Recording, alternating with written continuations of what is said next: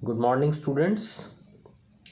Community medicine का आज का हमारा टॉपिक डायबिटीज़ मेलाइटिस के कंटिन्यूशन के अंदर ही है, जो पिछले 2 लेक्चर से हम जिसके बारे में बात कर रहे हैं।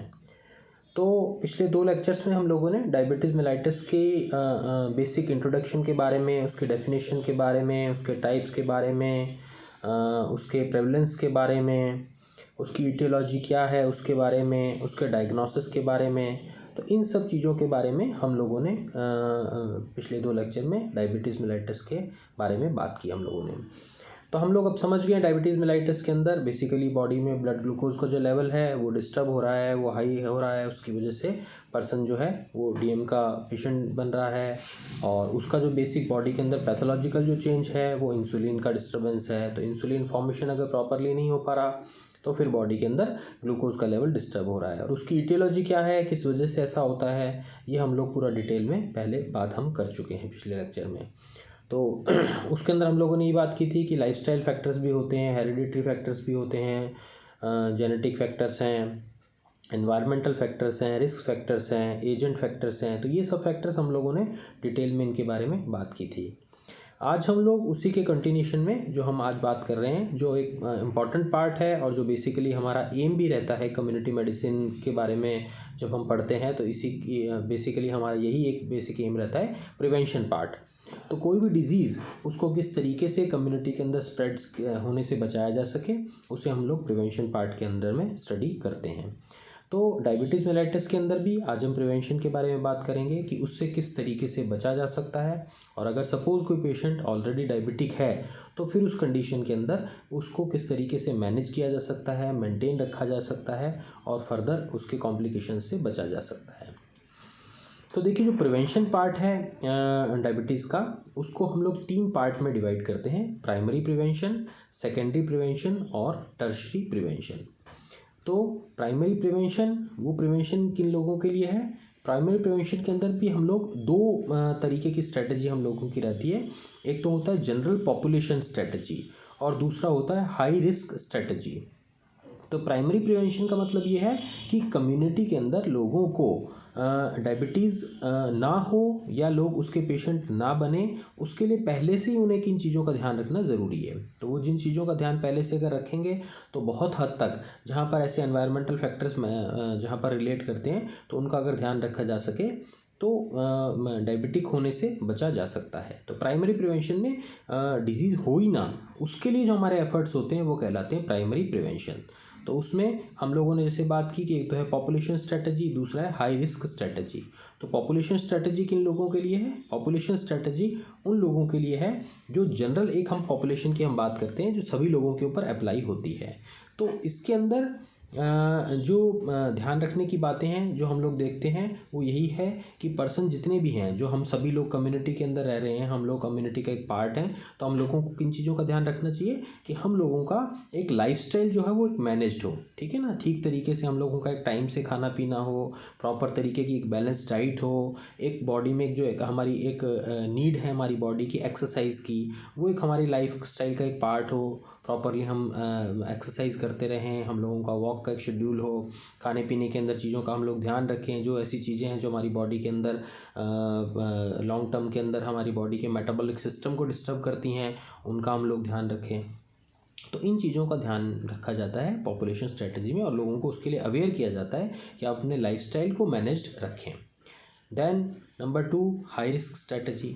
हाई रिस्क स्ट्रेटजी उन लोगों के लिए है जो ऑलरेडी कहीं ना कहीं जिनका लाइफस्टाइल डिस्टर्ब्ड है, जनरल कम्युनिटी का पार्ट हैं लेकिन लाइफस्टाइल उनका डिस्टर्ब है, तो उसके अंदर उनको उसी से ही रिलेटेड गाइडलाइन कि आप इन चीज़ों को ध्यान रखें।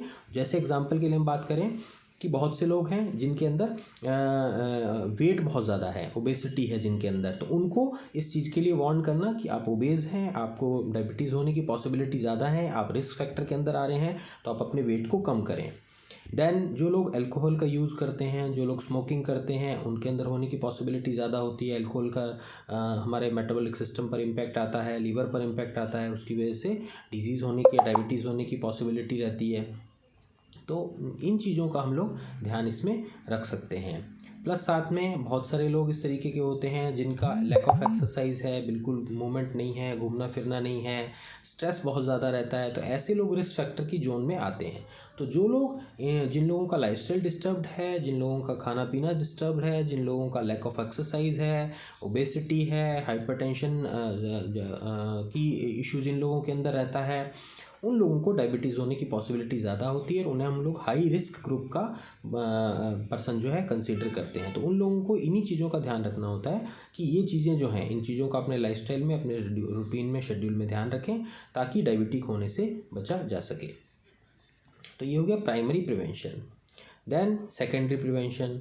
तो सेकेंडरी प्रिवेंशन के अंदर जो डायबिटिक हैं, जो ऑलरेडी जो लोग डायबिटिक हैं, उनको हम यहाँ पर हम लोग एक गाइडलाइन देते हैं कि आपको किन किन चीज़ों का ध्यान रखना चाहिए ताकि आपका डायबिटीज़ जो है वो हो तो चुका है बट अब आगे और ज़्यादा नहीं बढ़े या शुगर लेवल हमारा एक ठीक रहे, तो हमें किन किन चीज़ों का ध्यान रखना होता है।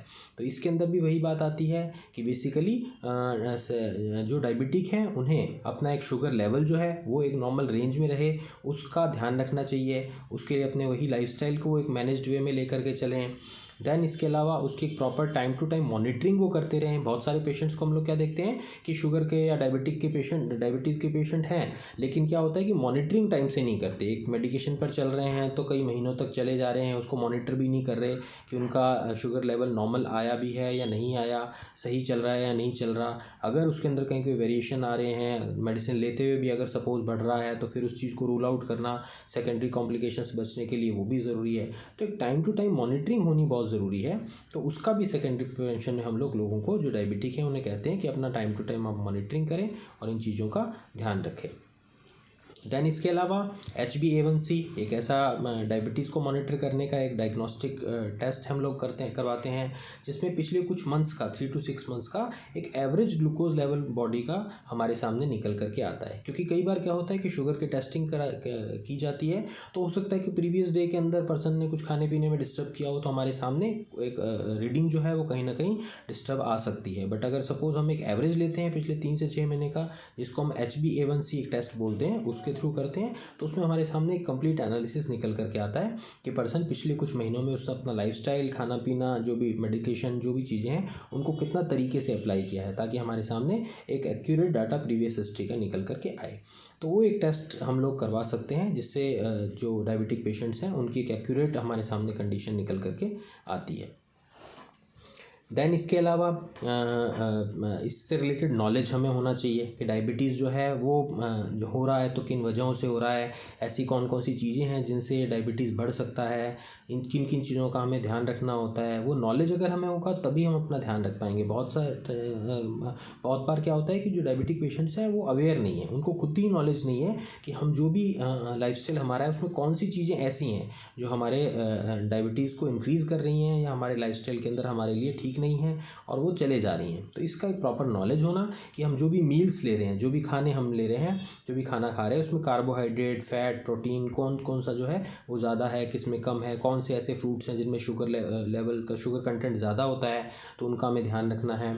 इसके अलावा खाने में बहुत सारी चीज़ें ऐसी होती है जिनमें शुगर कंटेंट, सब्जियां ऐसी होती हैं, वेजिटेबल्स ऐसी होती हैं जिनमें शुगर कंटेंट ज़्यादा होता है। तो ऐसी कौन कौन सी हमारी डाइटरी जो फैक्टर्स हैं जिनका हमें पता होना चाहिए और उनका फिर हम लोग डाइट में एक प्रॉपर मैनेजमेंट या एक उसके बारे में ध्यान रखें ताकि वो चीज़ें हमारी बॉडी के अंदर ग्लूकोज लेवल को ना बढ़ाएं।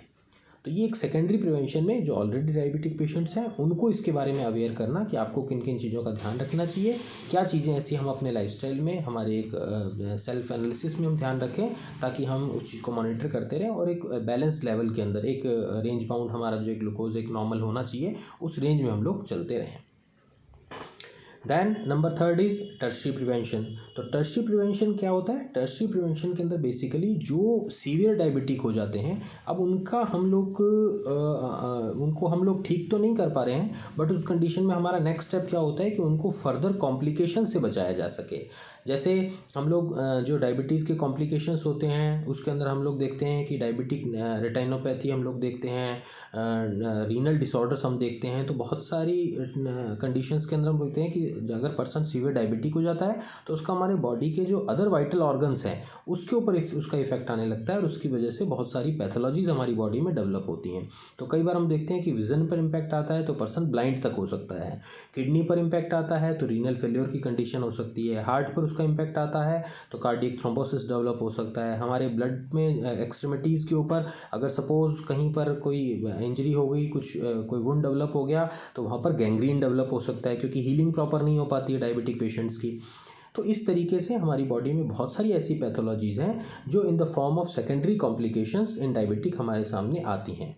तो टर्शियरी प्रिवेंशन में इन्हीं चीज़ों का ध्यान रखना कि शुगर पेशेंट हैं, ठीक है, डायबिटिक हैं, अपना एक प्रॉपर ट्रीटमेंट कर रहे हैं, बट अब ठीक नहीं हो सकते हैं तो फर्दर और कॉम्प्लिकेशंस भी बॉडी में ना डेवलप हों, उसके लिए क्या क्या ध्यान रखना है उसको टर्शियरी प्रिवेंशन की कैटेगरी में हम लोग लेकर के चलते हैं। तो उसके लिए लोगों को अपना वही बात है कि प्रॉपर अपना एक रेंज का ध्यान रखना ज़रूरी है कि हमारा डायबिटीज़ कहीं बहुत ज़्यादा तो नहीं बढ़ रहा, हम सीवियर डायबिटिक हो गए हैं तो उसके सेकेंडरी कॉम्प्लिकेशन तो नहीं डेवलप हो रहे। उसके लिए टाइम टू टाइम एक मॉनिटरिंग करानी ज़रूरी है। उसके लिए अलग से डायबिटिक जो क्लिनिक्स हैं, जो डायबिटिक स्पेशलिस्ट जो पर्टिकुलरली इससे रिलेटेड हैं डायबिटीज़ के, उनसे हम लोग कंसल्ट करके इसके बारे में एक ओपिनियन ले सकते हैं ताकि इससे रिलेटेड सेकेंडरी कॉम्प्लिकेशंस बॉडी में डेवलप ना हो।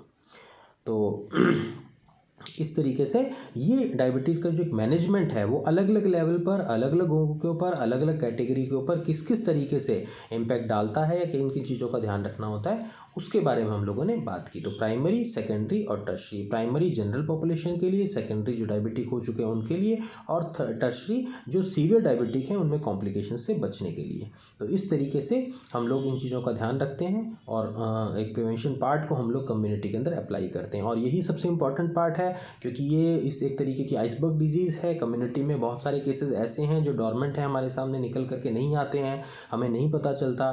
तो उस कंडीशन में कम्युनिटी में उनका बर्डन बहुत ज़्यादा बढ़ सकता है। तो प्रिवेंशन पार्ट के अंदर इन्हीं चीज़ों का ध्यान में रखते हुए हम लोगों को एक अवेयरनेस देना है, एक पब्लिक अवेयरनेस, जनरल अवेयरनेस, जो ऑलरेडी पेशेंट हैं उनको इससे रिलेटेड नॉलेज, ताकि इससे रिलेटेड कम्युनिटी में नए केसेस भी डेवलप ना हो और ऑलरेडी जो हैं वो भी हम लोग किस तरीके से मैक्सिमम उनको हम एक नॉर्मल लाइफस्टाइल में ला सकें या उनको ठीक करने के लिए एफर्ट कर सकते हैं।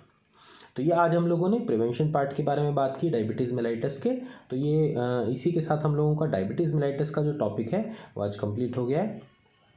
नेक्स्ट टॉपिक में नेक्स्ट क्लास में फिर हम लोग किसी नए टॉपिक या नई डिजीज़ के बारे में बात करेंगे। Thank you.